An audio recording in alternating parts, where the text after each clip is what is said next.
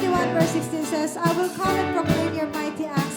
Sovereign Lord, I will proclaim your righteous deeds. Yours alone. Let us proclaim his marvelous deeds as we are washed by his blood. We are clean. I've been washed in the water, washed in the blood. I'm as good as you. Oh, hallelujah. I've been washed in the water, washed in the blood, all because of you. Oh, hallelujah. I'm clean. Take what's right on me. Shame that's running deep. Your love was filled on Calvary. Oh, hallelujah. I'm clean. Oh, God, how can it be? I'm ransomed and redeemed. I'm standing in your victory. Oh, hallelujah. Sing, I've been washed in the water, washed in the blood. I'm as good as you. Oh, hallelujah. I've been washed in the water, washed in the blood, all because of you. Oh, hallelujah. I'm clean. It's not what I have done, but what you've done for me. You paid it all upon that tree. Oh, hallelujah, I'm clean. Your love has overcome, and your mercy is supreme. I'm dancing in your victory. Oh, hallelujah, I've been washed in the water, washed in the blood. I'm as good as you. Oh, hallelujah, I've been washed in the water, washed in the blood, all because of you. Oh, hallelujah, I've been washed in the water, washed in the blood. I'm as good as you. Oh, hallelujah, I've been washed in the water, washed in the blood, all because of you. Oh, hallelujah. Let's sing, 'cause you took away my shame. 'Cause you took away my shame. And you nailed it to the cross. You got me running out the grave. Oh, hallelujah, here I come. 'Cause you took away my shame. And you nailed it to the cross. You got me running out the grave. Oh, hallelujah, here I come. 'Cause you took away. 'Cause you took away my shame. You nailed it to the cross. You nailed it to the cross. You got me running. You got me running out the grave. Oh, hallelujah, here I come. Say, 'cause you took away my shame. And you nailed it to the cross. You got me running out of grave. Oh, hallelujah, here I come. 'Cause you took away my shame. You nailed it to the cross. You got me running. You got me running out the grave. Hallelujah. Oh, hallelujah, here I come. Oh, we've been washed. Say, I've been washed in the water, washed in the blood. I'm as good as you. Oh, hallelujah, I've been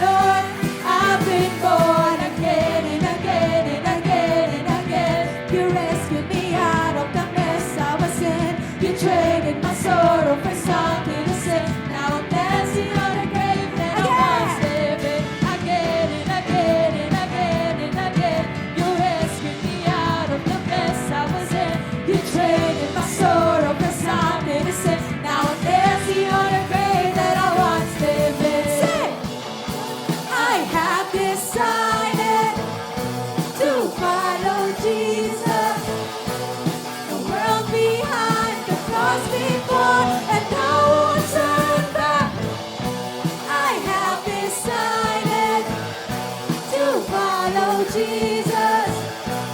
The world behind, the cross before, and I won't turn back. I have decided to follow Jesus. The world behind, the cross before, and I won't turn back. Again and again and again, you rescued me out of the mess I was in. You traded my sorrow for something to say. Now I'm dancing on the grave that I once lived in. Again and again and again and again, you rescued me out of the mess I was in. You traded my sorrow for something to say. Now I'm dancing on a grave that I once lived in. Goodbye, yesterday. I'm living in the light of a new day. I won't waste another minute in my old ways. Praise the Lord, I've been born again. Goodbye, yesterday. The Spirit of the Lord is upon me. I got resurrection in my veins. Praise the Lord, I've been born again. Praise the Lord, I've been born again.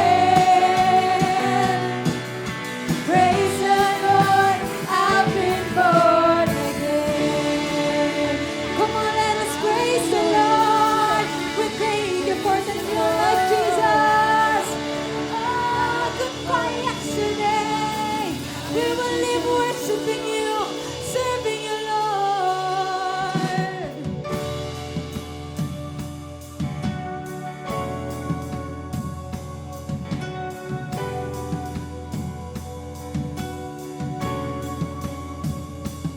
I abandon every distraction.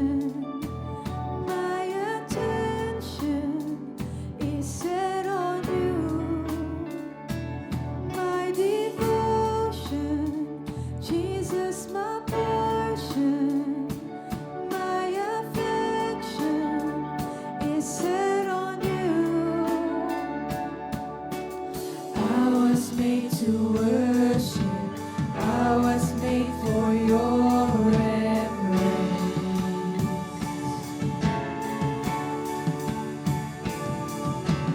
I was made to worship. I was made to bless your name. Come on, let's sing. I will bless the Lord at all times. I will bless the Lord at all times. I was made to worship. I was made to bless your name. I will shout your praise forever. I will shout your praise forever. I was made to worship. I was made to bless your name.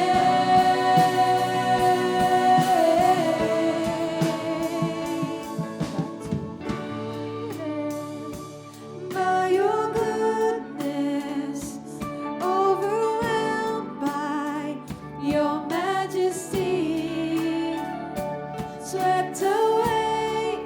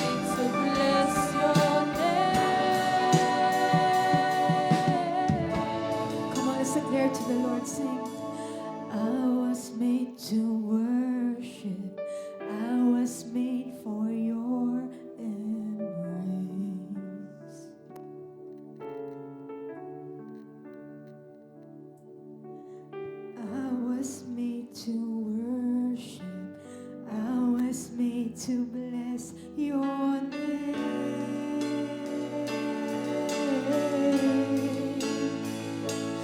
Oh God, we worship you, Lord. You are enthroned above the heavens, the earth and all creation bow before you. You are crowned with strength and glory. The angels crying holy, all surround you. Forever you will stand. Your kingdom has no end. Oh, holy God, I say amazed. You are so much more than words could ever say. Oh, holy God, I pour out my praise on the one who never ceases to amaze. You are loving beyond measure. Your presence is to treasure. Yes, Lord, I am seeking. You are the all-consuming fire. I am your desire, and you are mine. Forever you will stand. You will stand. Your kingdom has no end. Oh, holy God, I say amazed. Always, Lord, you are so much more than words could ever say. Oh, holy God, I pour out my praise on the one who never ceases to amaze. Oh, holy God, I say amazed. You are so much more than words could ever say. Oh, holy God, I pour out my praise on the one who never ceases to amaze. I'm pouring out my praise on you. I'm pouring out my love on you. I'm pouring out my praise on you. I'm pouring out my love. Oh, holy God, I say amazed. You are so much more than words could ever say. Oh, holy God, I pour out my praise on the one who never ceases to amaze. Oh, holy God, I say amaze. Oh, we are, Lord, you are so much more than words could ever say. Oh, holy God, I pour out my praise on the one who never ceases to amaze. Come on, let's worship the Lord. We were made to praise Him, to exalt His name, to proclaim His deeds. Oh, we love you, Lord. We will worship you when we finish, when we don't. Oh, we love you, Lord. Hallelujah.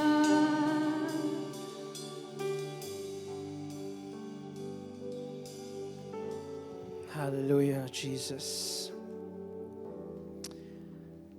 Napakaganda po ng prayer ni David sa Psalm chapter 70. And it's really encouraging and it gives us a new and fresh revelation on how we should pray. Ang sabi dun sa Psalm chapter 70 verse 1, Hasten, O God, to save me. O Lord, come quickly to help me. Ayun, hasten, O God. Alam niyo po ba ibig sabihin ng hasten, O God? This is a unique type of prayer. At kung makikita niyo sa Psalm 70, it's a very short psalm. It's only 5 verses. And right away, ang sinasabi ni David is, Lord, bilisan mo. Lord, please, I need the answer to my prayers right now. And you know, some of us, that's exactly the prayer that we need to say to Jesus right now. Lord, I need your answer right now. Lord, hindi ko na kayang maghintay. I need your help right now. And honestly, hindi siya kawalan ng faith. It's just us. Kailangan na talaga na, parang ano yan halimbawa may nasusunog na bahay. Magpapaka-polite pa ba tayo sa mga kapitbahay natin na, okay lang ba? Kasi may problema kami, yung bahay namin nasusunog. Hindi, sisigaw ka na. Tulong, mga kapit. That's exactly the kind of prayer we may need right now. Lord, right now, I need your answer. Huwag na natin patagalin, Lord. And sometimes we just need to pray that prayer to Jesus because that's exactly what we need. And that's what David needed ng time na to.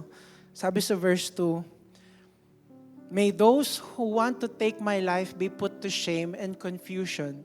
May all who desire my ruin be turned back in grace. And verse 3, sabi din doon, similar.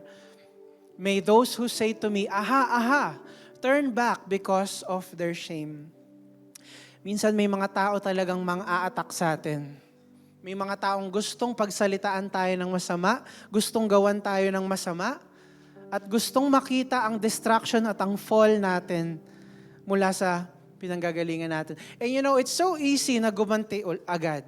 It's so easy na mag-reply agad, na balikan sila kaagad. Pero ang sinasabi dito ni David, pinapakita niya sa atin na bago ka pumunta dun sa boxing arena para makipag-away, bago ka pumunta sa korte para makipag-debate, dalin mo muna sa arena of prayer sa harap ng Panginoon. Baka kailangan mo lang makalma. Baka kailangan mo lang kausapin yung mag-a-avenge sa'yo, yung gagante para sa'yo. Yeah, may mga kalaban talaga sa mundo. Totoo yun.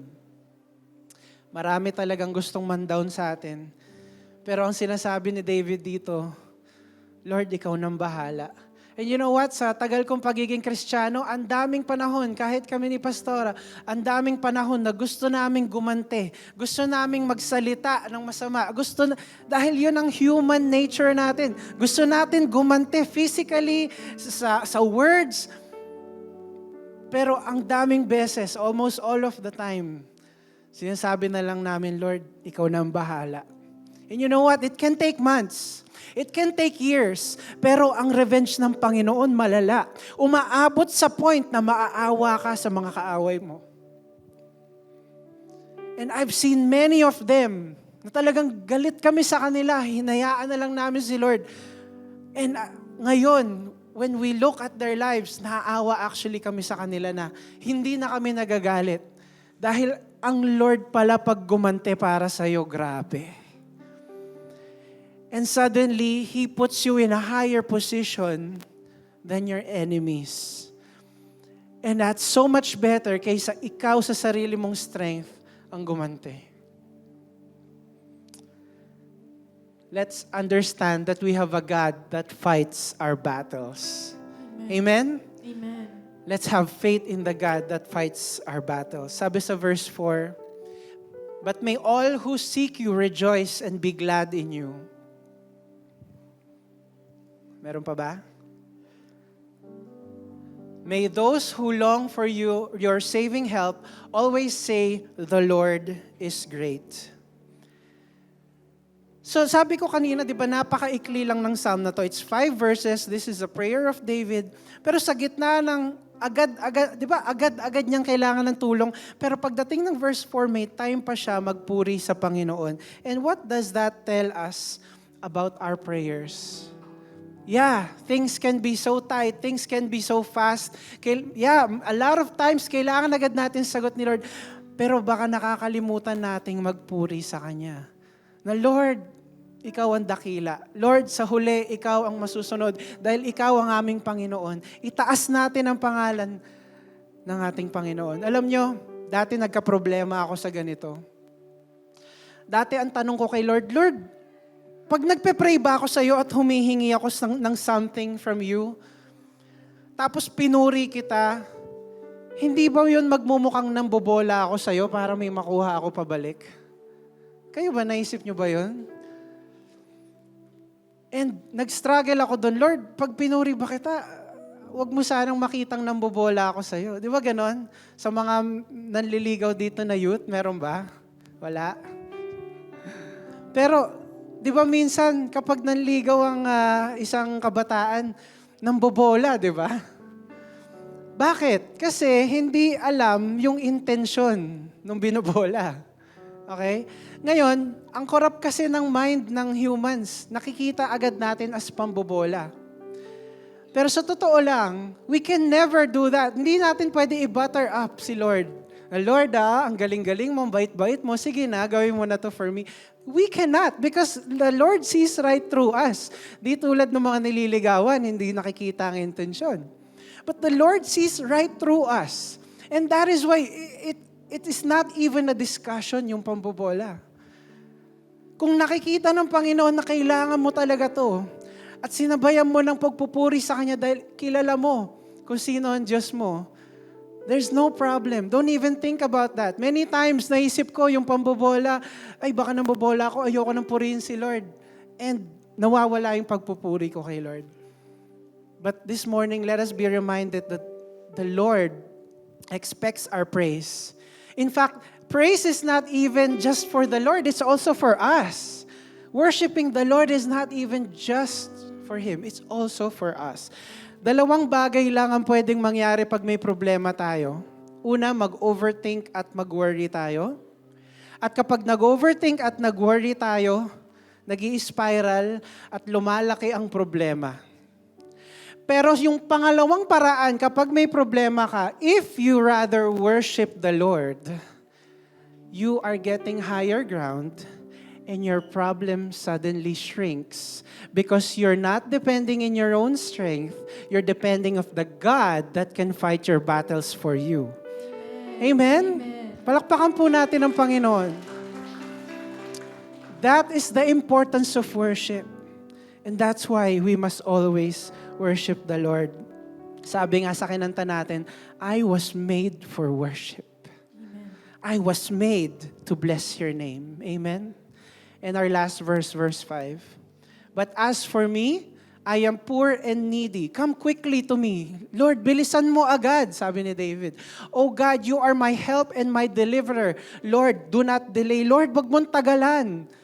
Okay lang ba na hingin kay Lord na, Lord, bilisan mo please. Lord, wag niyong tagalan ng answer. David said it. David asked it in his psalm. Why not us? Diba? You know, David is one of the best warriors sa Bible. He defeated a giant named Goliath one-on-one. He is one of the richest kings na meron. Siyempre si Solomon talaga. Pero anak niya yun. So, meron silang malaking kingdom at the time. And meron silang yaman at meron siyang reputation of one of the best warriors. But here in this verse, he is poor and needy. He's almost like a nobody. And I don't know about you, church, kung ano na yung na-attain natin sa ating mga careers, sa ating buhay, kung ilang possessions na meron tayo. In front of the Lord, when we are praying, tell Him that we are nothing, God, in front of you. Whatever we think we have, is nothing because lahat yan nanggaling sa inyo. And when we come to the Lord at His feet, at His throne, telling Him that we have nothing, He suddenly becomes that provider for us. He is suddenly the help and the rescuer na kailangan natin. I just love the last song we sang. Sabi, "Oh Holy God, I stay amazed." How many friends of us, they left? This morning, you are here because you stay amazed in the power of the Lord. Amen. And if you have a prayer na kailangan mo na nasagot right now, gamitin mo yung pagiging amazed mo sa ginawa ng Panginoon before. And expect, because of your faith, because you stayed, that God will answer your prayer this morning. Amen? Can we all raise our hands to the Lord Jesus? Ano man yung prayer mo, dalhin natin sa Panginoon. Huwag tayo maging tahimik right now. Just say it out to the Lord. Let's pray to Him right now. Hallelujah, Jesus.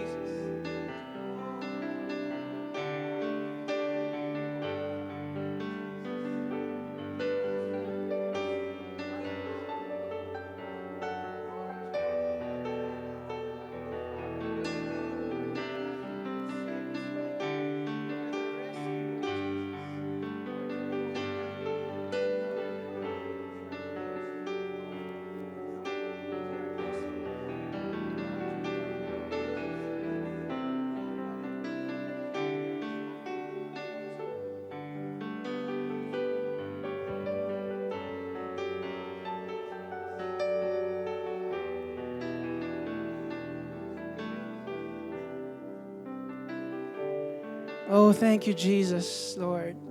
Father, we come before you this morning with prayers in our heart na hindi man namin na-share sa iba. Prayers that needs immediate answers, that needs immediate attention, Panginoon.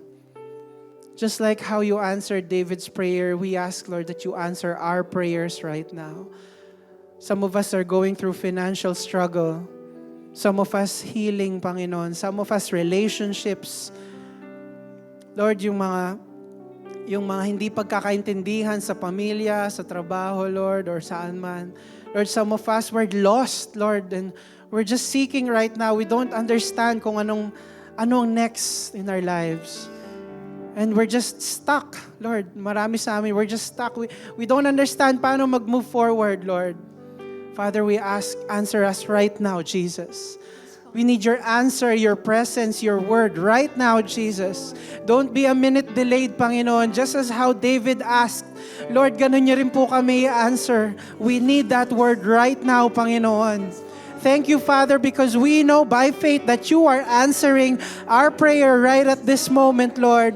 Lord, habang sa labas yung problema, nandito kami sa loob para unahin ka magpuri sa inyo, Panginoon. And Father, paglabas namin, we know that the answer is right there, ready for us, Panginoon. This is our faith, Lord, and we fight for our faith, Panginoon. And we will forever stay amazed on how you are and who you are, Panginoon, sa aming buhay. Thank you, Jesus, for answering our prayers. We give you all glory, honor, and praise. In Jesus' name we pray. Everybody said, Amen and Amen. Palakpakan po natin ang Panginoon. Thank you po, Pastor Chris. Blessed Sunday, Church, for our tithes and offering this morning. Let me read to you in 1 Kings chapter 18, verses 22 to 39. This is in NLT. 1 Kings chapter 18, verses 22 to 39. Let me read it to you. Then Elijah said to them, I am the only prophet of the Lord who is left, but Baal has 450 prophets. Now bring 2 bulls. The prophets of Baal may choose whichever one they wish and cut it into pieces and lay it on the wood of their altar, but without setting fire to it. I will prepare the other bull and lay it on the wood on the altar, but not set fire to it. Then call on the name of your God. I will call on the name of the Lord. And the God who answers by setting fire to the wood is the true God. And all the people agreed. Then Elijah said to the prophets of Baal, You go first, for there are many of you.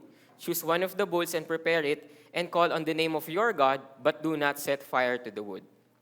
So they prepared one of the bulls and placed it on the altar. Then they called on the name of Baal from morning until noontime, shouting, "O Baal, answer us."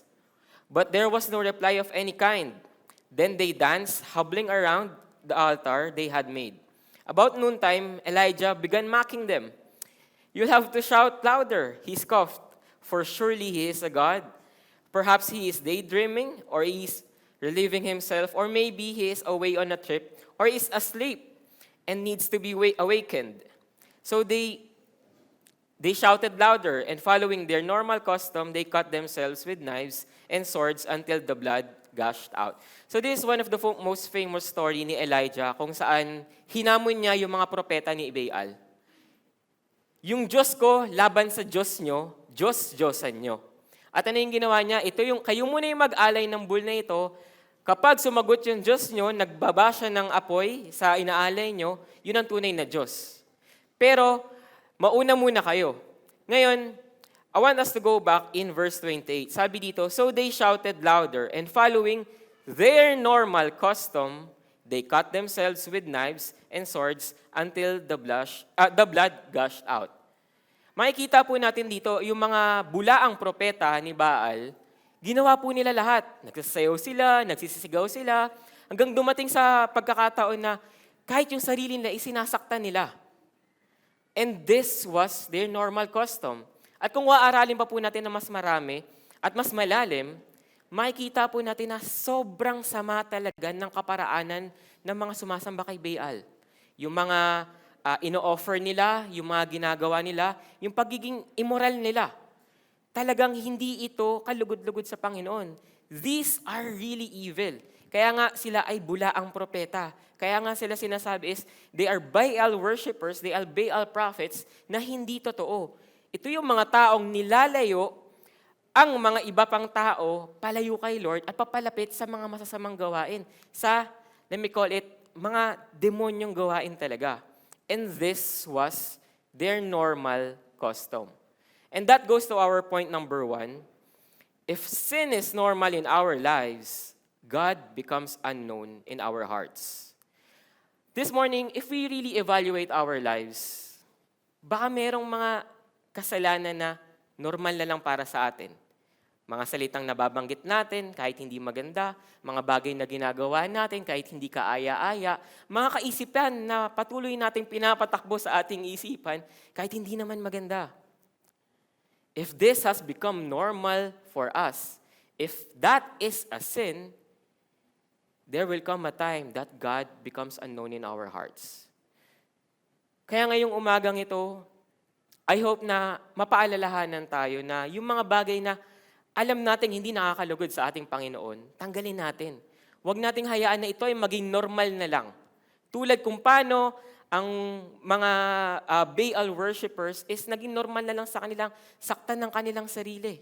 Sabi pa nga sa ibang version, ang gamit pa nila dito is espada at mga sibat. So kung meron man tayong mga tinatago pa, if we are still harboring these kinds of sin, let's live it out. Let's iwanan na natin ito. Tanggalin na natin ito sa buhay natin. Kasi there will come a time na what we feed, it will grow, and what we starve, it will die. So if we continue to feed our sin, patuloy na magiging unknown si Lord sa ating buhay. But if we continue to feed on the word of the Lord, we will continue to build our faith in God. Tuloy natin. After nito, nagdasal si Elijah. Minak niya, di ba? Sabi niya, baka natutulog lang, baka umalis lang, baka nasa kung saan lang yung Diyos nyo. Tapos, turn na ni Elijah. Nagdasal siya at ano sabi dito in let's jump to verse 33 to 35. He piled wood on the altar, cut the bull into pieces, and laid down the pieces on the wood. Then he said, "Fill 4 large jars with water and pour the water over the offering and the wood." And they had done this, he said, "Do the same thing again." And when they were finished, he said, "Now do it a 3rd time." So they did as he said. And the water ran through the altar and even filled the trench. Pinabuhusan po ni Elijah yung lugar kung saan siya mag-worship. Hindi lang isang beses, hindi lang 2 beses, kundi 3 beses. Umapaw pa nga po yung tubig doon sa ginawa nilang kanal, papunta doon sa ino-offer ni Elijah. At ano po yung matututunan natin dito? Naalala niyo po yung naging prayer item ni Pastora last week? Kung tayo po ay lunod na hanggang leeg sa ating problema, alamin natin at lagi natin tandaan na kayang-kayang palitan ni Lord ang mga circumstances na to sa buhay natin. And that goes to our second point. If we are drowning in problems, God can surely change our circumstances. Let's jump to verse 38. Immediately, the fire of the Lord flashed down from heaven and burned up the young bull, the wood, the stone, and the dust. It even licked up all the water in the trench. Natry nyo na po bang mag-ihaw, gumamit ng uling, or kahit na mga kahoy na medyo moist pa? Madali po ba itong paliyabin? Hindi. Kahit nga po yung simpleng mga branch sa puno, kapag pinutol mo, dahil may onting tubig pa ito sa loob niya, mahirap itong paliyabin, mahirap itong sunugin. Pero balikan natin yung ginawa ni Elijah. Buhusan mo, hindi lang isa, dalawa, kundi 3 beses. So, I do know na talagang basang-basa yung bull, yung wood, at kahit yung mga stones na nakapaligid dun sa nirebuild niyang altar. Pero anong nangyari? It even licked up all the water in trench. Tuyong-tuyo. Nung bumaba yung apoy, tuyong-tuyo yung altar. On the other side of things, itong Baal worshiper, walang nakinig sa kanila. Bakit? Kasi hindi naman totoong Diyos yung sinasamba nila eh. Yun ay Diyos-Diyosan lamang. And kung si Lord kaya niyang baguhin yung circumstances na punong-puno ng tubig, figuratively, tayo as ng problema, ng kung ano-anong mga pag-alala, kayang-kaya rin baguhin ni Lord yun sa isang iglap lang. And that goes to our third point. If we continue to have faith in God, He will surely answer us. Balikan natin yung verse 38. Unang sinabi niya dito, immediately. Agad-agad. Tulad nung sinabi ni Kuya Chris kanina, ni Pastor Chris, ang sabi, Lord, sagutin mo kami agad. And this time, sa part ni Elijah, sinagot agad siya ni Lord. Gusto kong balikan natin yung 26, sabi niya dito, then they called out, this is the Baal worshippers, then they called on the name of Baal from morning until noontime. Simula umaga hanggang tanghali. Jump tayo sa verse 29. They raved all the afternoon until the time of evening sacrifice. Hindi lang umaga hanggang tanghali, kundi inabutan din sila ng gabi. Biro nyo maghapong tumatawag yung mga Baal worshippers, pero walang nakikinig sa kanila. Pero si Elijah, unang beses niyang magdasal, afternoon, immediately, in verse 38. The fire of the Lord flashed down from heaven and burned up the young bull, the wood, the stones, and the dust. It even licked up all the water in the trench. So if we continue to have faith in God, He will surely answer us immediately. Yes! Pwedeng oo ang sagot ni Lord, pwedeng hindi, pwedeng maghintay ka muna. Pero ano yung tunay dito? Naririnig ng ating Panginoon ang ating mga panalangin. Alam ng ating Panginoon ang ating mga pangangailangan. Now, before we end, this tithes and offering verses, I want to go back to verse 30 sa last part na to. Then Elijah called to the people, "Come over here." They all crowded around him as he repaired the altar of the Lord that had been torn down. As he repaired the altar of the Lord that had been torn down. Ibig sabihin, sinira pala yung altar ni Lord. We can take it as a measure that this altar may also represent our faith. That may be torn down. Pwedeng sira yung faith natin, pwedeng shaky yung faith natin, but always remember to rebuild our faith with the Lord and in the Lord. Then offer not just our tithes and offering, but also our lives in the Lord. Ngayong umagang ito, I hope na we are all encouraged to give and to really evaluate our lives with the Lord. Na ano ba yung mga ginagawa natin para maging unknown si Lord sa buhay natin.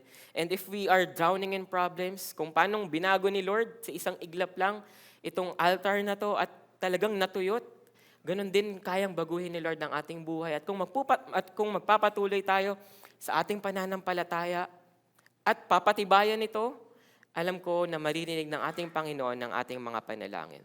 So I hope this morning we are all encouraged to give. So for our envelopes today, red po is for our tithes. This is for the 10% of what we have received. Blue naman po is for the maintenance of and other improvement of our church. Nakakatuwa po na tapos na or malapit nang may onti na lang mga tweaks sa ating water baptism garden. And for the brown naman po, this is for the balik pondo para sa ating sanctuaryo. And for the white envelopes naman po, ito po ang ating para sa evangelism and para po sa mga missions natin. So this morning, I would like to invite each and every one of us to stand up and let me lead you into prayer. Lord, maraming salamat po, Lord, sa umagang ito at muli kami nagkasama-sama, O Lord, at muli naming inaalala, O Lord, ang inyong mga katuruan, O God. Lord, lumalapit po kami, O Lord, na may pagpapakumbaba, O Lord. Humihingi kami ng tawad, O Lord, kung meron mga bagay, O Lord, sa aming buhay, O Lord, na nagiging normal na lang, na hindi ka lugod-lugod sa inyong pananaw, O Lord, na hindi ka lugod-lugod, O Lord, sa inyong mga mata, O God. Tulungan niyo po kami, O Lord, at turuan niyo po kami, O Lord, na magpatuloy lang, O Lord, na kumapit at lumapit, O Lord, sa inyong mga pananampalataya, sa inyong mga pangako, O God. Maraming salamat po, O Lord, dahil patuloy niyo kaming tinatama. Maraming salamat po, dahil patuloy niyo po kaming tinuturuan. Maraming salamat po, O Lord, dahil kayo lamang ang Diyos namin at alam po namin, O Lord, na papakinggan niyo po ang aming bawat panalangin, O God. Maraming salamat po. Ito po ang aming samot dalangin sa pangalan ng banal na anak niyong si Jesucristo. Amen and amen. We may all give to the Lord.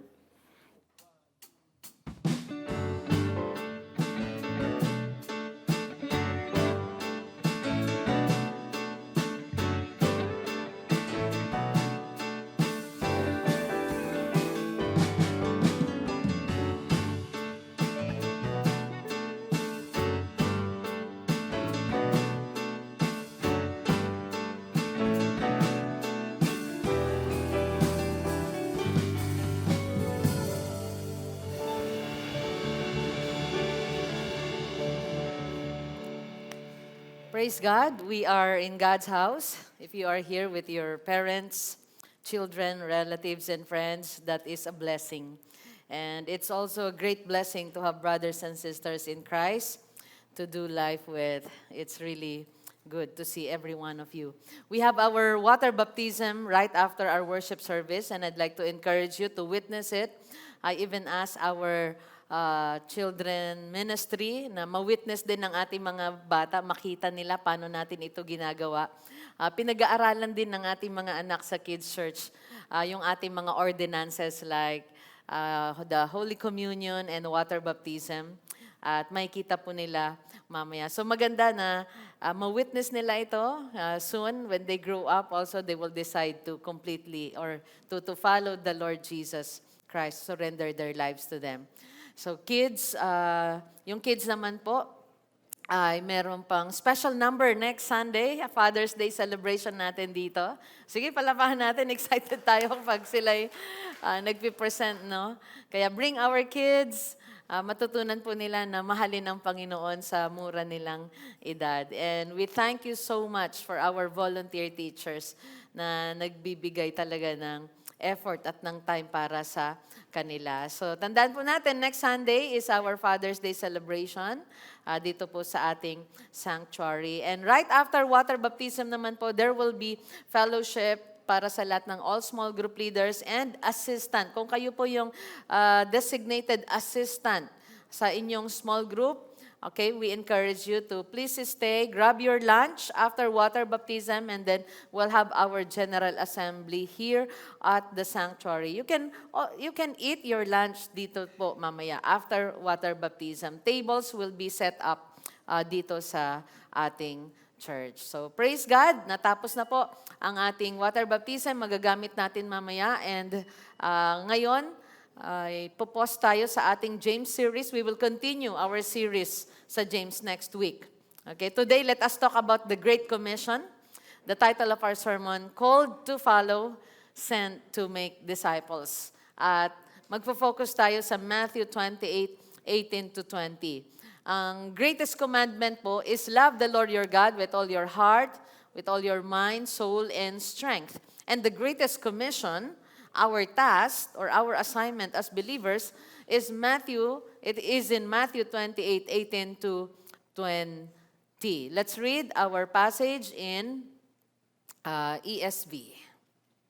Sabi po dito, and Jesus came and said to them, kausap niyo pa yung mga disciples, all authority in heaven and on earth has been given to me. Go therefore and make disciples of all nations, baptizing them in the name of the Father and of the Son and of the Holy Spirit, teaching them to observe all that I have commanded you. And behold, I am with you always to the end of the age.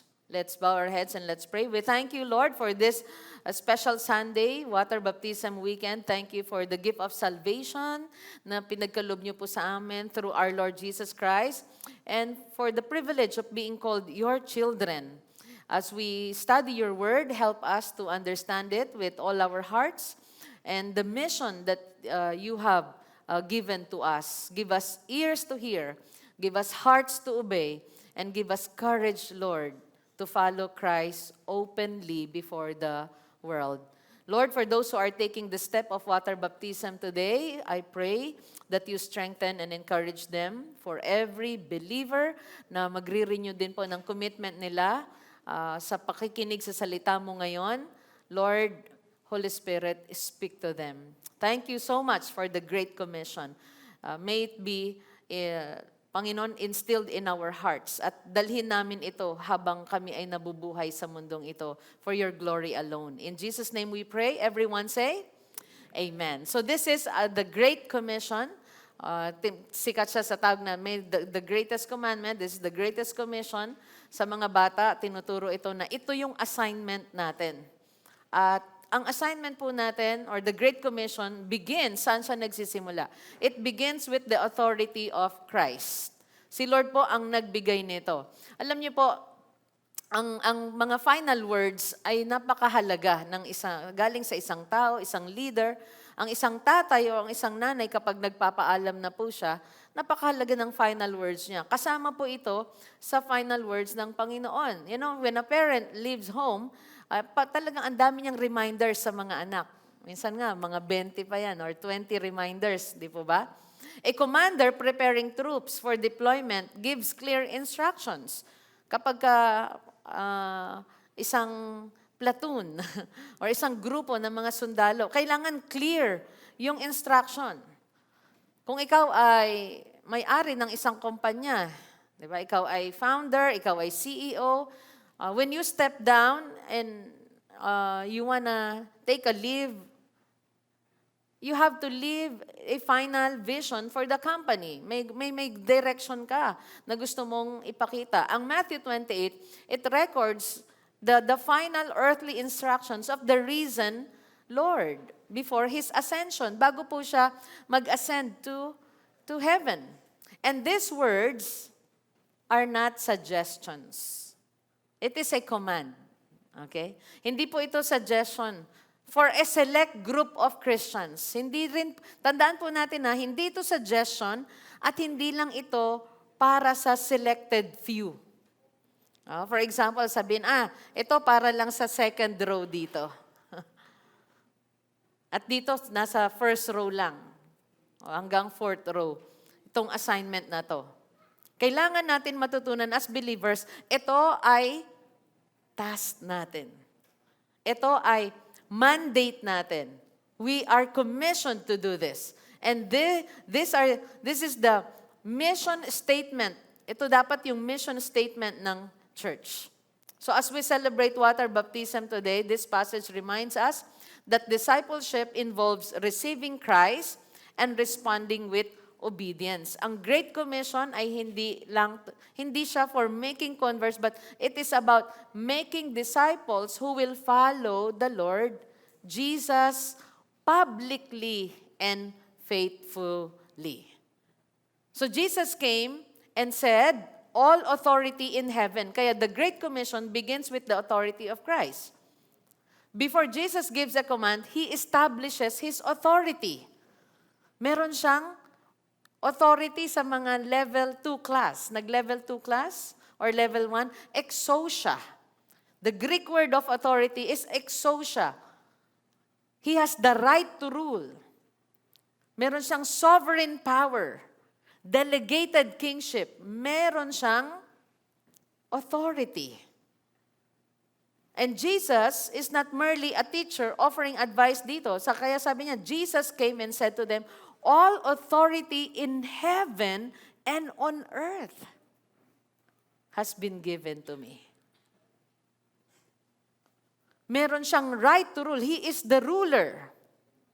Heaven and earth, kingship, rulership, sovereign power, binigay kay Jesus. He is the risen king.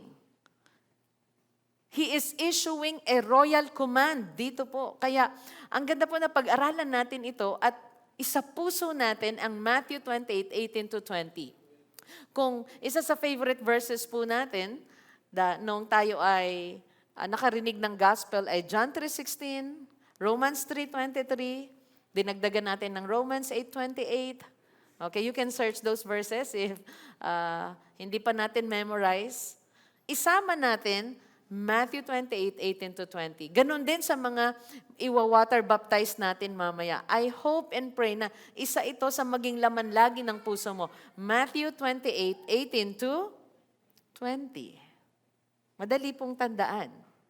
Diba? Sino yung mga 28 years old dito? Yan. Okay, ano pa?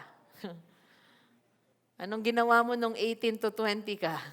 Okay, minsan we have to associate things para madali nating tandaan. Wala ka na sa 18 to 20, Rai, na? Wala na, malayo na. Sobra. Okay, hindi naman sobra. Medyo malapit pa. Okay? Pero Matthew 28:18 to 20, ito po ay royal command ng Panginoon after His death and resurrection. He stand victorious over sin, death, and Satan. Isipin niyo po ang nagapi niya nung nag-resurrect siya. Ano ang tinalo niya? Ito ay sin, death, and Satan. Sinong makakatalo ng sin, death, and Satan? Only the risen King. Okay? And He did it for us after His death. Now, let's go back and read the passage. Sabi dito, and Jesus came and said to them, all authority in heaven and on earth has been given to me. Yan po yung sinasabi natin kanina na meron siyang exousia.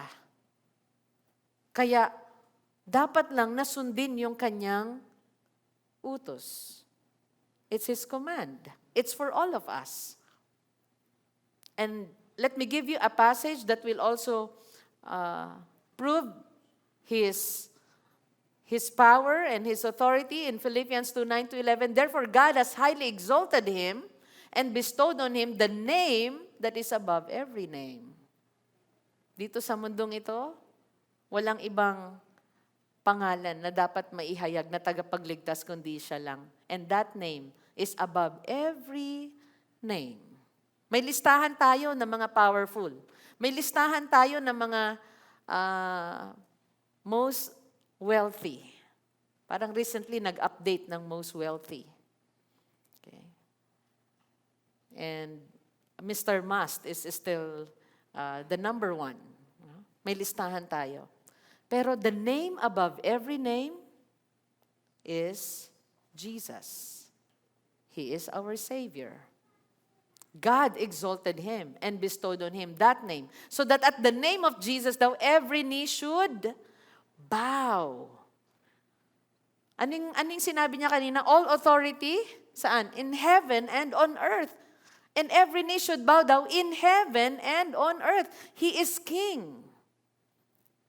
He is King. He has the right to rule in heaven and on earth and under the earth. Dito, and under the earth. May mga creatures under the earth. Okay?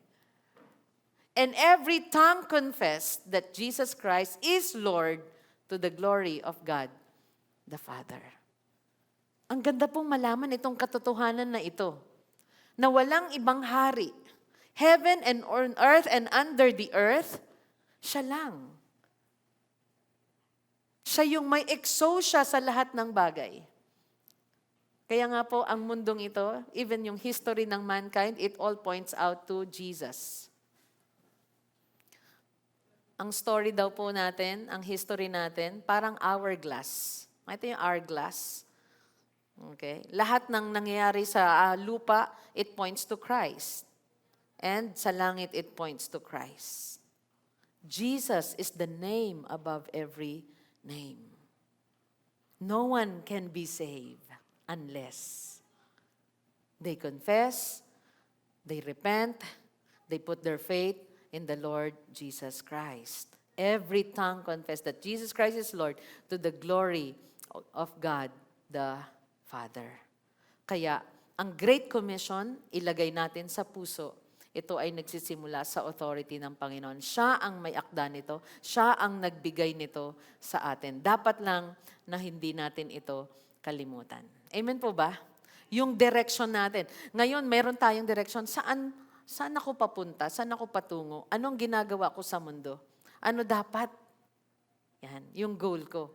Ang goal ko lang ba ay naalala niyo mga puro P?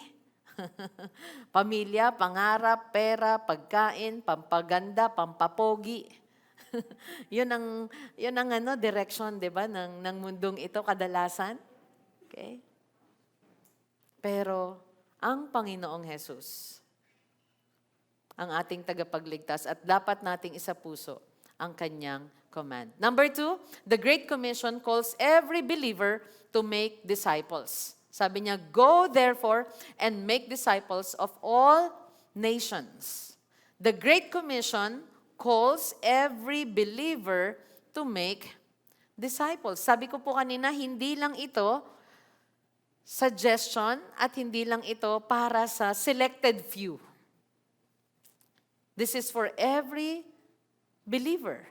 Nung sinabi niyang, all authority has been given to me, ano po yung inuutos niya? Go and make disciples. Go therefore and make disciples of all nations. Kaya naman po, mula noong binitawan ito ng Panginoon, the disciples, they were scattered. And they spread the gospel. Nailagay pa nga po sa bingit ng kamatayan ng buhay nila. Na Roman flag pa sila.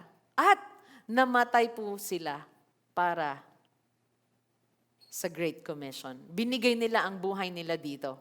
So go therefore and make disciples of all nations. Make disciples, ang ibig sabihin po niyan ay, in the original word, it is mathetheo. So parang Matthew. Mathetheo or to make a learner, to train a follower, to form a disciple. And to do that, we need to go. Go and make disciples. There should be going, and then there is making, and there is discipling, there is baptizing, there is teaching. At lahat po tayo dito ay disciple, follower of Christ. We don't follow Him ng Monday lang or Sunday lang. We follow Him every day. A learner of Christ. We don't just learn every Sunday. Oh, it's Sunday. It's time to learn about Christ. It's time to learn about the Lord. We learn from Him every day. We are imitators of Christ. We imitate His humility. We imitate His love. We imitate His compassion. You know, pag binasa po natin ang gospel at titignan natin, ano ang karakter ng Panginoong Hesus na dapat kong tularan? Makikita po natin, He reached out to the children, to the sick. He is compassionate. Diba? Meron din siyang, alam mo, marunong magplano din ng Panginoon. May scheduling din siya. Sasabihin niya, okay, I will stay here and then I will go to the next village. May mga times pinipigilan siya, pero hindi siya nagpapigil. Okay? May mga times na gusto siyang itulak sa bangin dahil sa ginagawa niya, pero hindi pa rin po siya nagpapigil. So, we are followers of Christ. We are imitators of Christ. We are disciples. And so, ang task po natin is go therefore and make disciples of all nations. And that's why we reach out to the children. We reach out to our classmates. We share them the love of Christ. We tell them our story. At alam niyo po, yung mga water baptism candidates po natin, someone reach out to them. May mga nag-invite sa kanila, may kumausap sa kanila, may nangalaga sa kanila. Okay? May nagde-disciple sa kanila, may nagsasabi sa kanilang, ito yung gagawin natin, ito yung gagawin mo if you want to be saved. May nagpaalala sa kanila ng gospel or may nagpaalala sa kanila kung sino ang tagapagligtas. May nangalaga sa kanila at dinala sila palapit sa Panginoon. Di ba yung iba, dinadala tayo palayo sa tama, dinadala tayo saan? Dinadala tayo sa bisyo, dinadala tayo, andali tayong invite dati, tara, punta tayo sa ganitong lugar, punta tayo sa ganitong gawain. Pero kung isang tao, ini-invite ka para mapalapit sa Panginoon, that person loves you, truly loves you. And let us love the people around us. Let us have compassion on them. Let us bring them closer to Christ. Can I hear amen? Amen. May gumawa nun sa atin, gawin din natin sa iba. Go and make disciples. Kaya ito po yung cycle na hindi po natatapos hanggat tayo ay nabubuhay. This is the Great Commission. Sabi niya, go therefore and make disciples of all nations. And if we follow the Lord, we will follow Him every day. Luke 9:23, and He said to all followers of Jesus, basahin po natin ito, 1, 2, 3, go. If anyone would come after me, let him deny himself and take up his cross daily and follow me. We are learners, we are followers of Christ. Let us follow Jesus daily. A disciple follows Jesus daily. Sa mga water baptism candidates, you don't just follow Christ kapag ka convenient. Kapag ka masaya tayo. At pipiliin natin yung araw. I'm gonna follow Christ Saturday and Sunday. Magkalapit yung araw na yan eh. Okay? Pag Monday, kumusta po tayo sa work? Kumusta tayo sa school? Kumusta tayo sa ating community? Kumusta tayo sa ating family? Let us follow Jesus daily. Tell the person next to you, follow Jesus daily. Amen. Because we are learners, followers, okay, of the Lord Jesus Christ. And it calls every believer to make disciples. Pag sinabi po nating all nations, balikan natin yung ating verse. Go therefore and make disciples of all nations. All nations meaning all people. Even ethnic groups. God's mission, hindi lamang po siya nakafocus sa iisang lahi. Sa lahat ng tao at lahat ng edad. Kaya hindi natin pababayaan pati yung mga bata, mga kabataan natin. Yesterday, we prayed even for the youth.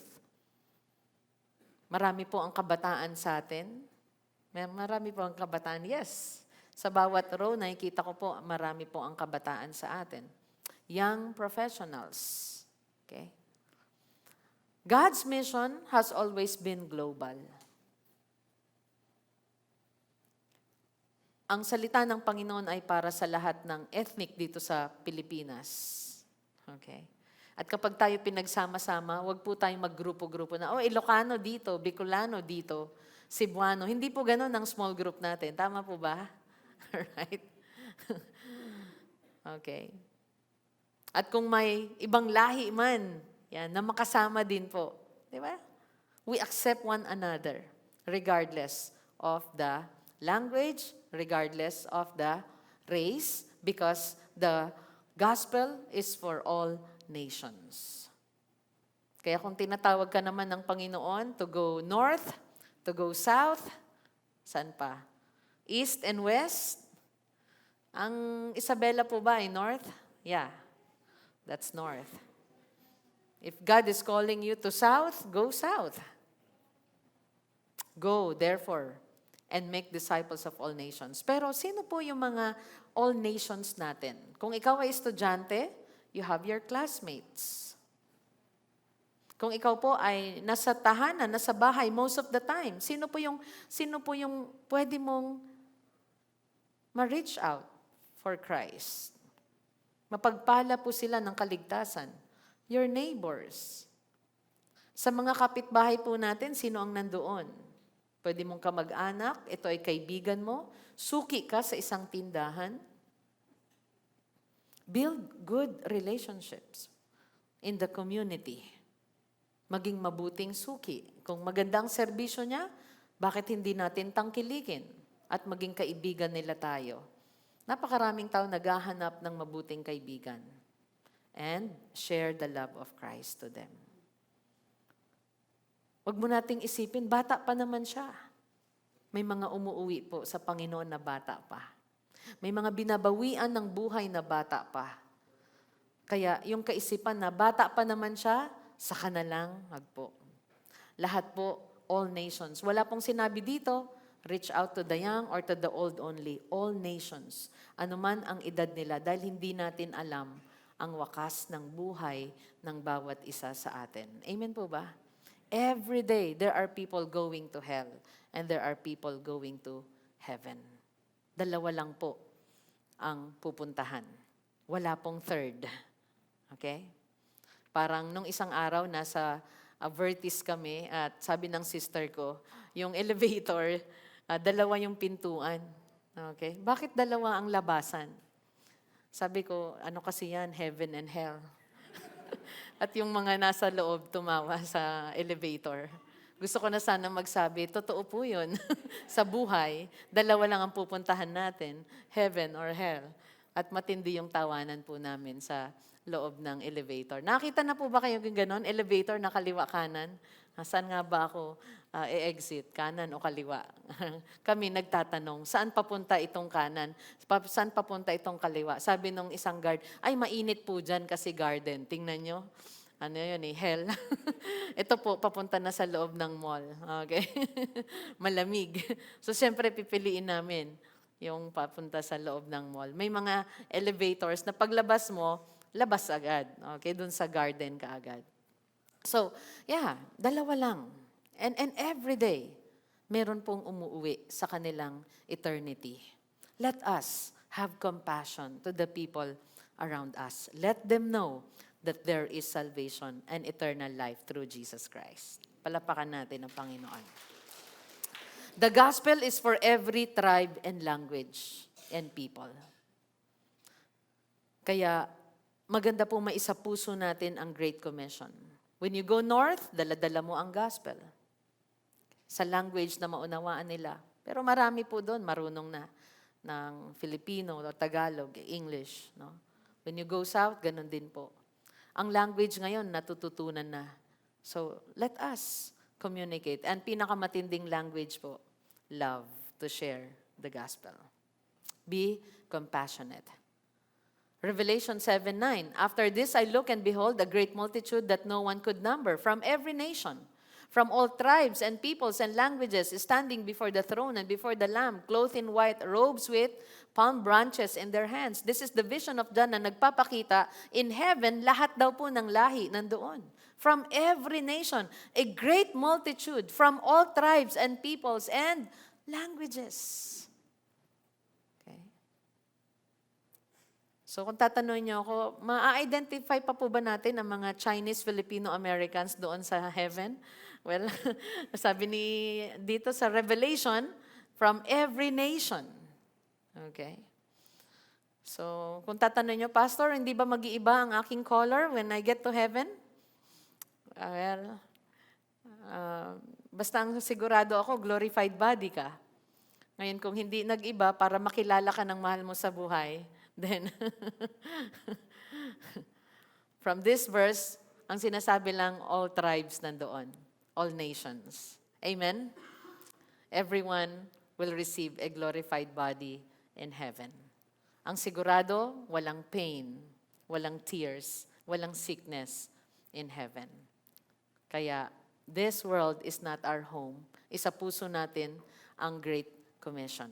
Amen po ba? Let us reach out, be compassionate. Because, again, the Great Commission calls for every believer to make disciples. This is not just for the church leadership. This is for all of us. Like Kian, tama? Kian, ang nakapag-invite po sa kanya, si Mama Ophel. Kapitbahay po nila. Yeah. Si Luis ang napag-invite ay sila Hannah and Sharon. Tama ba? Yeah. Sino pa may mga candidates natin dito? Someone invited them. Someone shared the gospel. Sa ngayon po, dahil sa technology, we can also share Christ across the world instantly. You can message them, your loved ones, pwedeng video call, Zoom. Through Zoom, may mga taong nag-share po ng gospel through Zoom. A message, a video call, a social media post may reach people on another continent within seconds. The mission field is so vast. We need workers, we need harvesters. Sa school, sa work, sa neighborhoods. It is online at ito rin po ay face-to-face. Pwede natin gawin sa ating eskwelahan. May kita natin dito, a great multitude sa Revelation from every nation worships before God's throne. At siguro narinig nila yung paawitan. Great multitude. Pag nakarinig ka ng awitan po ng mga sumasamba sa Lord sa Singapore, sa France, nakarinig po kami, ang sarap pakinggan. Halimbawa, yung kinakanta natin na, Oh Holy God, tapos sa language nila, parehas lang na, magkaiba lang yung nababanggit, pero yung tono, iisa. Ang sarap po papakinggan.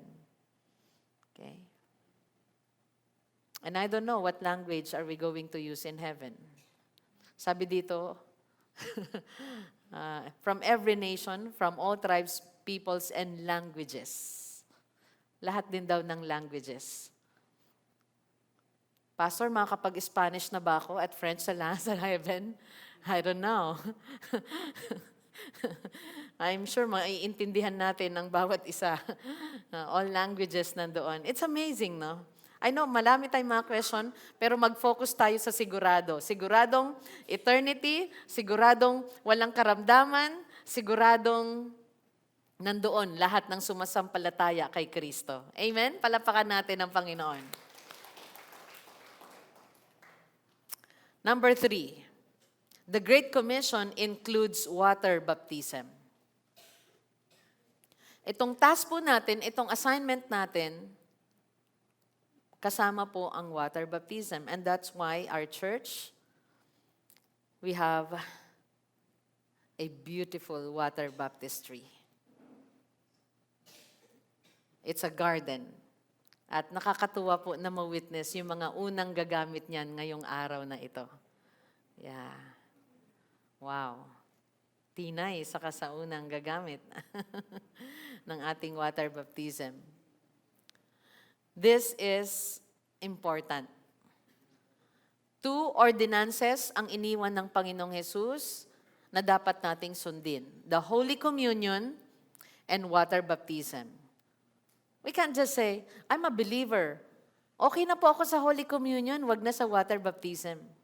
No, the Great Commission includes water baptism because this is the Great Commission and this is the command of the Lord Jesus Christ. Let's read. Let's go back to our passage. Baptizing them in the name of the Father and of the Son and of the Holy Spirit. So yung go therefore and make disciples of all nations, we go out in our own schools, homes, community. Recently, we shared the gospel to the children sa San Agustin, nagkaisang nayon, and then we want to do a follow-up activity on that. And that's why may mga plans even ang youth natin to reach out to their own friends. We go and make disciples. We make them followers of the Lord Jesus Christ, learners. Because no one can save a person and transform hearts. Only the Lord Jesus Christ, the Holy Spirit, the gospel, the Word of God. So kasama po, it includes baptizing them in the name of the Father and of the Son and of the Holy Spirit. Hindi sinabi ni Jesus na, okay, you believe in me? Consider water baptism. I-consider mo ha. No. Hindi po sinuggest na i-consider mo or I suggest. No. Baptize them. It is a command again. And because He commanded it, baptism is not optional for believers. Hindi ito option na pwedeng hindi at oo. We have to obey. It is an act of obedience. Are we learning? Amen. I'm sure may mga maling katuruan in the past and that's why yung iba nagkaroon ng mali rin pong kaisipan sa water baptism. And that's why we are dissecting it. We are learning about water baptism. Ito po ay kasama sa ating pagsunod sa Panginoon. Kung papaanong we participate in the Holy Communion as believers of the Lord Jesus Christ, gagawin po natin ang water baptism. Ang Holy Communion, it is regular na ginagawa po natin. But ang water baptism is once lang gagawin ng isang believer. So kung nabaptize na rin po kayo, wag niyo pong sabihin na, I want to do it again. No. Nagawa na po, that's it. Okay? It's just once. Maunawaan po natin as we study along. So, baptism means to immerse, to deep, to submerge. Why? Because baptism symbolizes death to the old life. Kapag ka ikaw ay inilubog, ano ang simbolo nito? Death to the old life, burial of the old self, at sa pag-ahon mo, resurrection into new life in Christ. Palapakan natin ang Panginoon. Ang sarap po na ma-experience itong symbolism na ito, death to the old life, burial of the old self, and then resurrection into new life. Yung baptism. Let us go to Romans 6:3-4. Sabi dito ni Paul, do you not know that all of us who have been baptized into Christ Jesus were baptized into His death? Yung binautismohan daw tayo kay Kristo, nangangahulugan na kasama tayo sa Kanyang kamatayan. Kapag tayo nagpabautismo, nangangahulugang kasama tayo sa Kanyang kamatayan. Kaya noong nabautismohan daw tayo, namatay tayo at inilibing na kasama niya. Symbolism po yun. Namatay tayo at inilibing na kasama siya, pero aahon tayo. Wala pong mananatili mamaya sa tubig. Kailangan namin kayong iahon. Kasi ang symbol din po nun ay resurrection. We were buried therefore with Him by baptism into death, in order that just as Christ was raised from the dead by the glory of the Father, we too might walk in newness of life. Tayo ay mamuhay sa bagong buhay. Bagong ikaw na yon. You are resurrected. You put your faith in Christ. Sipin niyo po, hindi ni-require ni Lord, lahat ng sasampalataya sa akin, ipako din sa krus, ha? Sipin niyo kung yun yung ordinansa. Alright? Baka ayoko rin gawin yun. I don't wanna do it. Okay? At hindi po pa tayo pinahirapan. Ginawa ng Panginoon. Binayaran niya ang ating kasalanan through His death. He resurrected. Pinakitang nagapi niya ang kasalanan, ang kamatayan, at si Satan. At lahat ng sasampalataya sa Kanya mamatay man physically, pero may buhay na walang hanggan sa Kanya. Tandaan po natin yun, lahat po tayo may physical death. And we don't know when is that. But lahat ng sumasampalataya kay Kristo, may buhay na walang hanggan. At ang hinihiling niya lang ito, be baptized. Okay? You believe, you be baptized sa tubig. It symbolizes death with Christ and then resurrected. Okay? Kapag tayo ay na-immerse, na-submerge, death to the old life, burial of the old self, and resurrection into new life. Ephesians 2, 8-9. For by grace you have been saved through faith, and this is not your own doing, it is the gift of God, not a result of works, so that no one may boast. Water baptism candidates, ang kaligtasan natin, hindi ito sa pamamagitan ng gawa. Ito ay sa pamamagitan ng pananampalataya kay Kristo. Kaloob niya ang kaligtasan. Hindi ito nakasalalay sa mabubuti nating gawa para walang magmalaki. Kaya lahat po tayo, wala pong maipagmamalaki. At kung magmamalaki daw tayo, ang ipagmamalaki natin ay ang ginawa ni Kristo sa buhay natin. That we are sinners, but He came to save us. And that is His grace. Praise God. Now, ang genuine faith, it leads to obedience. Isa sa marka ng tunay na pananampalataya ay pagsunod. Kahit youth, pwedeng magpakita ng pananampalataya at pagsunod sa Panginoon. Yes po. I was baptized when I was 13 or 14 years old. Maybe ka-age si Tinay. That is in Liliw, Laguna. Napakalamig pa po ng tubig doon. Parang ayaw kong lumusong. Kung magpapalamig nga sila ng soft drinks, nilulubog nila doon sa river. Pag-ahon ang lamig na nung inumin. So ganun po kami na water baptized. Okay? But it's a good experience. At that age, talagang mahal na mahal ko ang Panginoon ng mga time na yun. Ang dami ko pa ring tanong. Pero sabi ko, mahal ko si Jesus. I'm gonna follow Him all the days of my life. And by God's grace, we're still here. I'm still here. Salamat din po sa inyo. Okay, palapahan natin ang Lord. Ang water baptism po, it is a symbol. Parang wedding ring. Wedding ring does not create a marriage. Kasi kung ganun, edi nagsibilihan na lang tayo ng wedding ring at sabihin natin, oy, married na ako. No, a wedding ring does not create a marriage. But a wedding ring, it publicly symbolizes an existing relationship, covenant. And by the way, ang marriage, it is a covenant. Hindi ito kontrata. Pag ginawa mo yung kontrata, gagawin ko rin yung kontrata. Hindi po. Ang marriage, it is a covenant. Kahit hindi mo gawin yung napagkasunduan, mamahalin pa rin kita kahit mainit ulo mo ngayon. Yun po yung covenant. Okay? Hindi lang kita mamahalin pagka okay ka sa akin, okay din ako sa'yo. Pag hindi ka okay, hindi na rin ako okay. Kontrata yun. Kaya marriage is a covenant. Sa mga nagpaplanong magpakasal, ngayon pa lang. Alright? That is a good reminder. So, balik tayo. Like water baptism, it does not create salvation. Ulitin ko. Water baptism, it does not create salvation, but it publicly declares your allegiance to Jesus Christ. Pinapublic declare mo, parang kasal.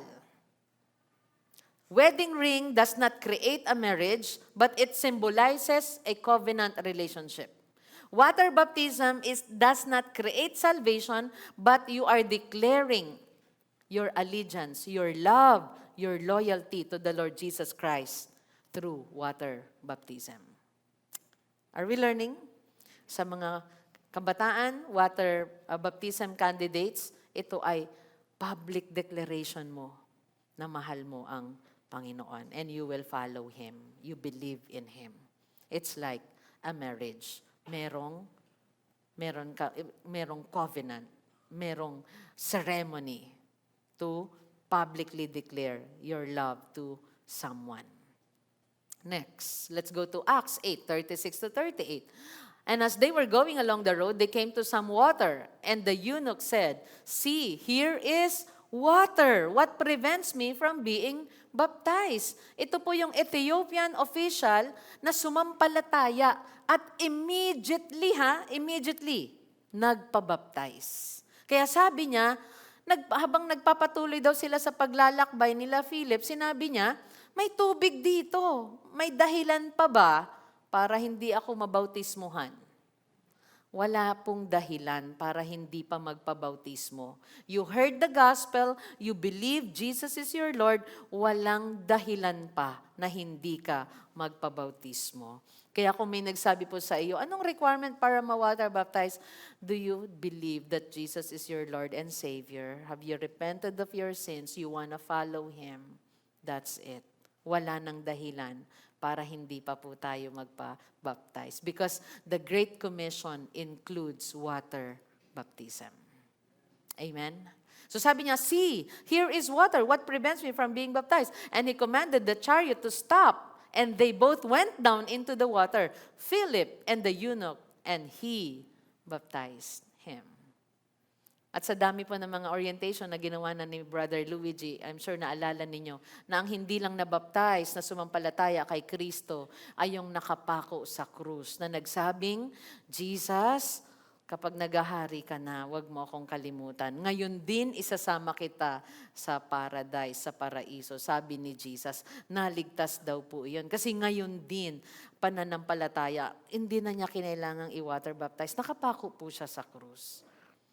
Gusto niyo pong hindi ma-water baptize? Okay. Yun po yung kadalasan na kasama sa explanation. Di po ba? Pero ito po yung katotohanan. If we believe, sabi, baptize them in the name of the Father.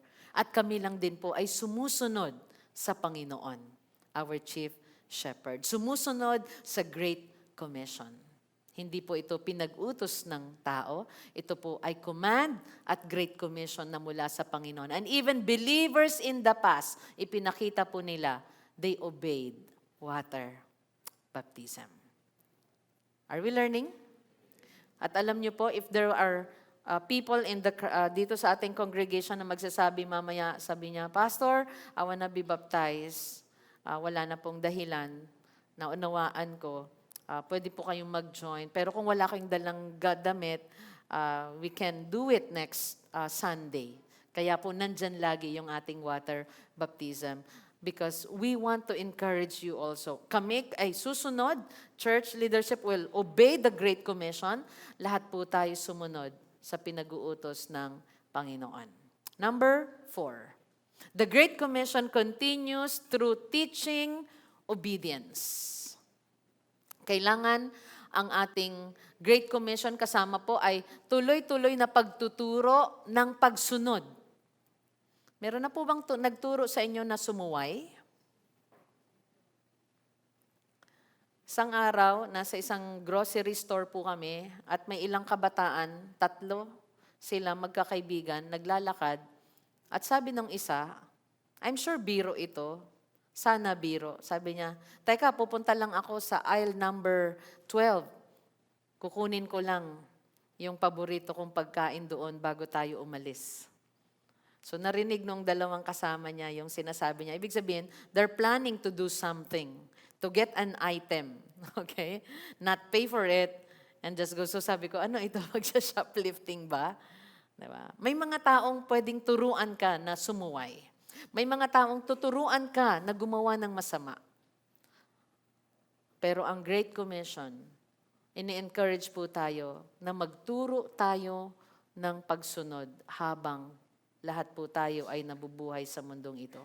Turuan natin ang ating mga anak na sumunod. Turuan natin ang isa't isa. Paalalahanan na sumunod. And that's why we have level classes. And that's why we have our gatherings online and face-to-face. Let's go to verse 20a. Teaching them to observe all that I have commanded you. Nagsimula po sa go, therefore, kilalanin natin, of course, yung authority. Kaya sinabi ni Lord, all authority, she is king, this is His decree, this is His mandate, our mandate. Go, therefore, make disciples of all nations, baptize them in the name of the Father and of the Son and of the Holy Spirit. Now, the next is teaching them. At marami pong believers ang nangihina or they wonder because they forgot magpaalaga, mangalaga din ng kapwa Kristiyano, patuloy na magpaturo at magturo kung may kakayahan. Teaching them to observe all that I have commanded you. Remember, ano ang binili ni Jesus nung naglalakad sila? Pagkatapos mag-breakfast ni Peter, do you love me, Peter? Yes, Lord. Ano sabi niya? Feed my lambs. Do you love me? Do you love me? Do you love me? 3 times, di ba? Ano sabi niya? Feed my sheep. Pakainin, turuan. Pakainin ang salita ng Panginoon. Dito, teaching them to observe all that I have commanded you. Ibig sabihin ng teaching, to instruct, to explain, to train. Kaya may mga bagay po na hindi maunawaan, i-explain po natin. May experience po ulit ako, yung mag-renew ka ng card mo sa isang shopping place like SNR. So we have to renew our card. At pumunta ako dun sa counter, how am I going to renew my card? Ang sabi niya, yung lady, sabi niya, punta ka po dyan, input mo lahat. So ganun lang. Of course, dahil marunong naman tayo magbasa at mag-input, ginawa ko lahat and na-renew ko. And then there's an old lady. Pumunta siya doon sa kanya, sabi niya, kanina pa ako dito, ang tagal, hindi ko ma-input, hindi ko ma-renew. Lumapit yung babae, may sinabi siya, umalis, at tinignan ko, hindi pa rin po niya nagagawa. And you know what I did? Naawa ako sa old lady, lumapit ako sa kanya, and then sabi ko, ito po, nakasulat na yung first 4 numbers, ang i-insert nyo, the last 10 digits. So dito po tayo magsisimula. At nasa number 3 na po kayo. And then, pag nasulat nyo yung tatlo dito, lilipat ka agad yung cursor dito. And then, type po ulit kayo. And then, you click renew. And she renewed. Gusto ko titigan yung lady. Iniwan mo na lang siya. Natagalan ako, nintay ako ng asawa ko, pero sabi ko, I have to help the old lady to renew her card. You know, there are times we need to really assist and to stay with them, teach them, instruct them para makuha nila.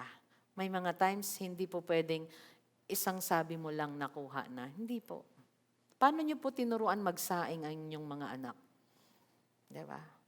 Magsaing ka. Hindi po. Ito yung bigas. By the way, bigas ang tawag dyan kapag di pa luto. Kanin pag luto na. Alright? Palay pag may, di ba nagsimula ka pa, palay kapag ka meron pang coat, may ipa pa, di ba? Dapat lahat yun ituturo natin, di ba? Ito ang ating measuring cup. Ano pa? Ito yung tubig, ito yung, wag mong kakalimutan, hindi pindutin ang rice cooker. Tama po ba? Lahat yun itinuro natin. Meron tayong instruction. Okay? Nakita ko nga po isang araw, yung bag ko, merong sulat kamay ni Mama Nena ng kanyang menu nung giniling yata. Meron siyang binigay. Tapos sinulat niya yung menu. Ko, ano ito? Recipe ni Nanay Nena ito . Sabi kong ganun. Talagang binigay niya sa akin yung instruction. You know po, when you teach, you need patience. Sa mga small group leaders, yan ang isa sa topic natin mamaya. Patience. If you're a teacher, be patient. And all of us, one way or another, you're a teacher. You're a teacher to your child. You're a teacher to your siblings. You're a teacher to the people around you. You need to train them. Sa isang company, you need to train them. Tama ba? At kailangan paulit-ulit, teaching them to observe all I have commanded you. Yun nga pong duck cover, anong sunod? Hold. Diba? Hindi daw yun holding hands. Okay. O pwede rin. Hold the hand of your children or your loved ones, no? Kailangan ulit-uliting ipaalala kapag merong earthquake. Nakita po natin yung example. Anong gagawin natin kapag nasa atin? Di ba may mga tinuro sa atin, may mga drills. Mag-join tayo sa mga drills, nare-refresh po tayo doon. Mag-join tayo sa mga balik-aral. Mag-join tayo sa mga level classes, training, seminars. Mag-join po tayo sa ating recharge night, small group, teaching them to observe all that I have commanded you. Observe means to keep, to obey, to guard carefully. Para nagagwardyahan nila yung kanilang buhay, nagagwardyahan nila ang kanilang pananampalataya. Teach them to observe. Talagang nandoon yung action, yung pagsunod at paggawa. Everything that I have commanded you. Nauna ka na sa pananampalataya sa iyong mga anak, be a teacher. Sa ating mga exhorters and teachers po dito, let us continue to teach. Dahil the Great Commission continues through teaching, obedience. James 1:22. Napag-aralan po natin ito sa ating James series. But be doers of the word. Basahin nga po natin yung next, 1, 2, 3, go. And not hearers only, deceiving yourselves. Disciples of the Lord Jesus Christ, we obey, we follow, we observe. When we praise Him, nakakatuwa po, we really praise Him with all our hearts. When someone exhorts about giving, we give. And because we give, we accomplish projects. We accomplish things for the Lord. We are able to reach out to others also. We are doers of the word, not hearers only. Biblical discipleship always produces obedience. At alam niyo po, lalo tayong lumalago kapag lagi tayong sumusunod. Lalo tayong napagpapala. Lumalago lalo ang taong sumusunod. Pero kapag suway tayo ng suway, anong nangyari? Hindi tayo nagle-level up. We have to obey, we have to observe. And that's why I am looking forward for our water baptism candidates to involve in what? Level classes. At magbalik-aral din po tayo, mag-sit-in tayo. And there are trainings na mga kasunod. Mga nakaraan, nag-training tayo about AI and photography. Nag-training pa po tayo, even photography. So meron din tayong mga electives. Meron tayong level classes, may mga electives na ikalalago natin. Let us grow, let us obey. Let me tell you, kapag may fitness app ka po ba, nag-i-improve na ang health mo? Nag-download ka ng fitness app? Nag-download ako ng fitness app. Nag-improve na po ba ang health mo pag na-download mo yon? Hindi po. Owning a fitness app does not improve health. Following its instructions does. When we follow, then doon nag-i-improve. Ganon din po. Hearing, devotions, online, sermons alone does not produce maturity. When we obey God's word, it produces growth, maturity, and fruitfulness and faithfulness. Can I hear amen? So don't just own a Bible, don't just own a fitness app, do what it says. Gawin natin yung sinasabi niya. Matthew 7:24-27. Let me just read verse 24. Everyone then who hears these words of mine and does them will be like a wise man who built his house on the rock. Kapag tayo po nakikinig, ginagawa natin, matibay po tayo. Nagiging matibay, nagiging matatag po tayo. Pero kung hearers lang tayo, mahina.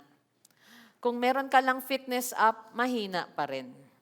Amen. Pero pag ginagawa natin ang sinasabi niya, doon nagkakaroon ng results. And lastly, the Great Commission is sustained by Christ's presence. Anong pangako ni Lord?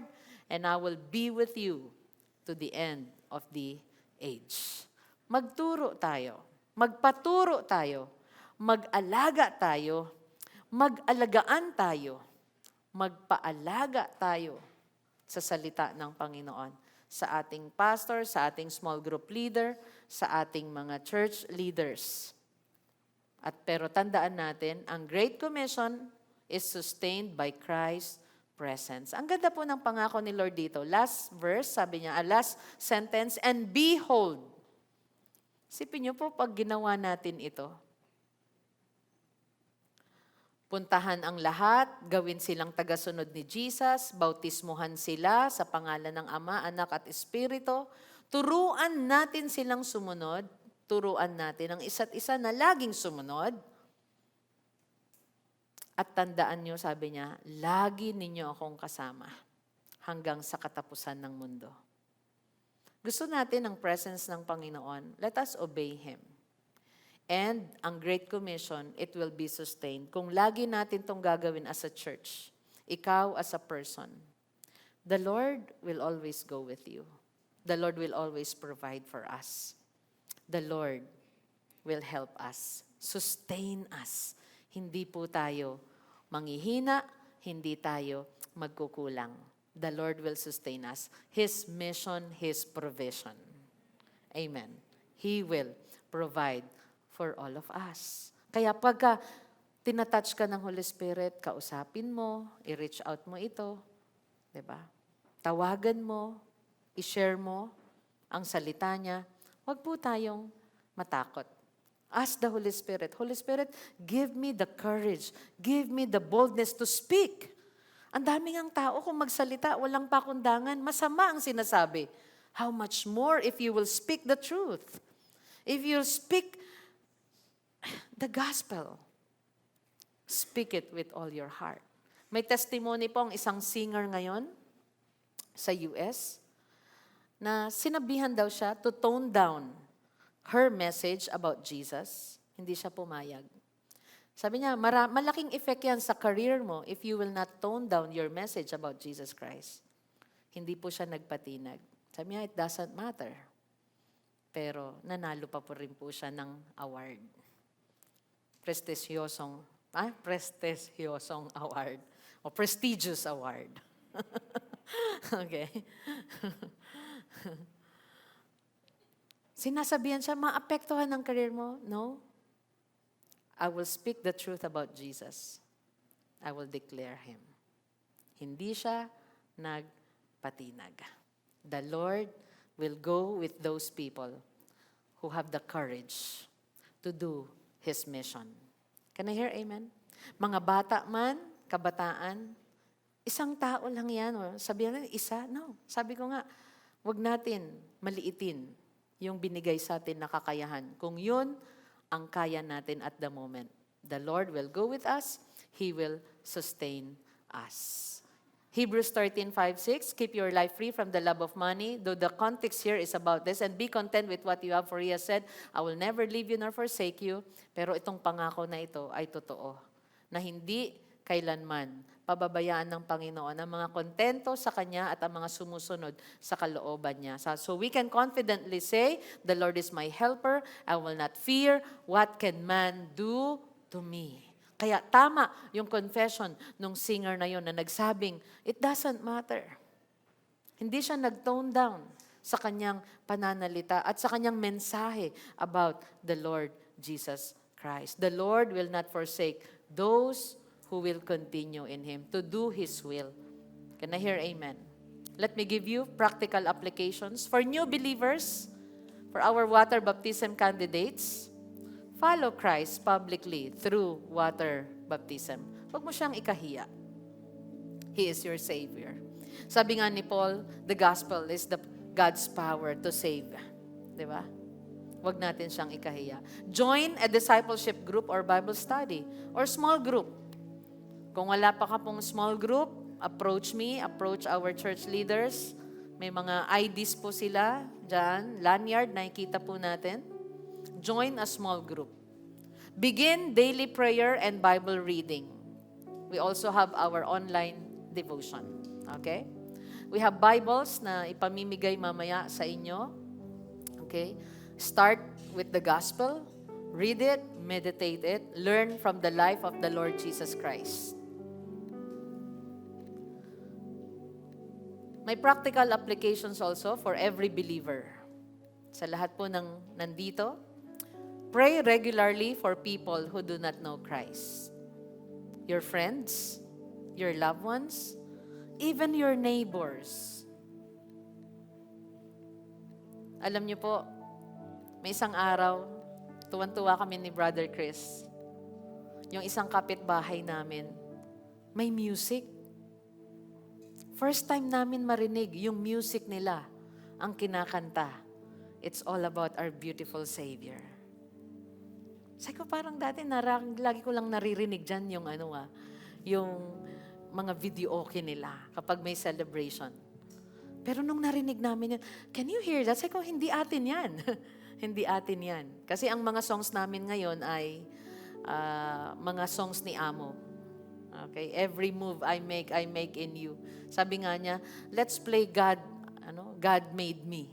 Yan ang mga request niya ngayon. God made me at saka every move I move may you. Sabi niya. Okay.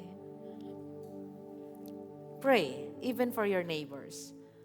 Yun lang na marinig namin yun. May mensahe na sa amin eh.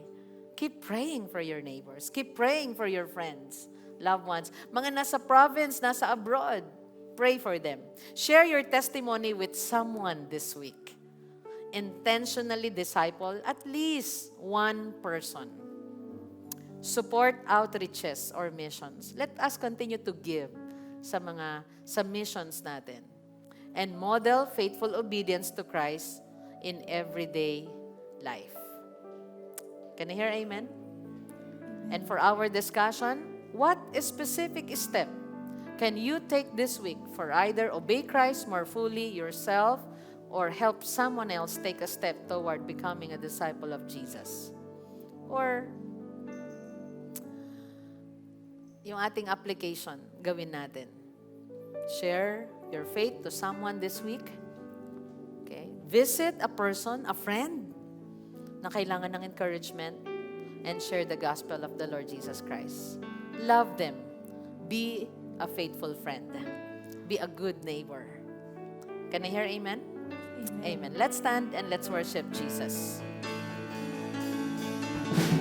I will bless the Lord at all times. I will bless the Lord at all times. I was made to worship. I was made to bless your name.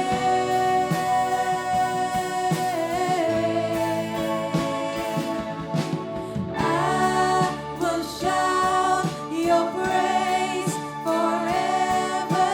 I will shout your praise forever. I was made to worship. I was made to bless your name. Thank you, Lord. Let's lift our hands to the Lord and let's pray. Thank you for your authority, for the Great Commission, and your promise, Lord, that you'll be with us to the end of the age as we obey you. Thank you for those being baptized, Panginoon, today as they publicly declare their faith in you.